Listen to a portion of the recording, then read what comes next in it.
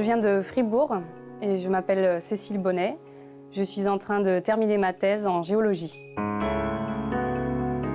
La géologie, c'est l'étude de la Terre. J'ai étudié en particulier la tectonique des Alpes et encore plus particulièrement celle des Préalpes.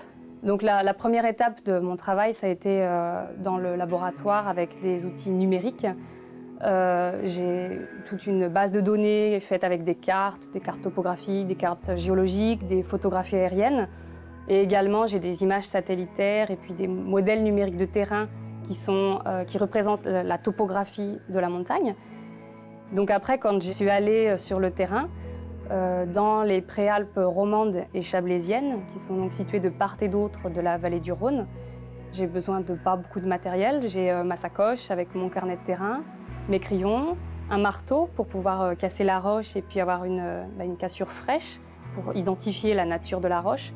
Et j'ai surtout une boussole qui est l'outil principal pour mesurer ces plans de faille.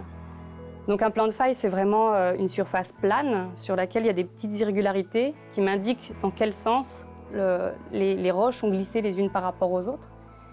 Et j'utilise la boussole pour connaître d'une part l'orientation de ce plan et d'autre part pour connaître l'orientation des petites stries, on appelle des stries, les marques qui se trouvent sur le plan.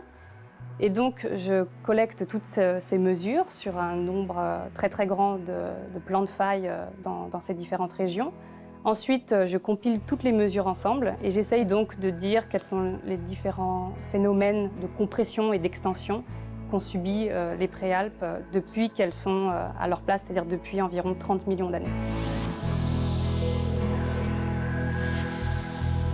Étudier la géologie en général, ça permet d'éviter les risques naturels ou au moins de mieux les gérer. Donc je pense par exemple aux tremblements de terre, aux éruptions volcaniques, aux tsunamis ou encore par exemple pour la Suisse, les dangers de chute de roches ou d'avalanches. Donc mieux comprendre ce qui s'est passé auparavant permet de mieux prévenir ce qui va se passer à l'avenir.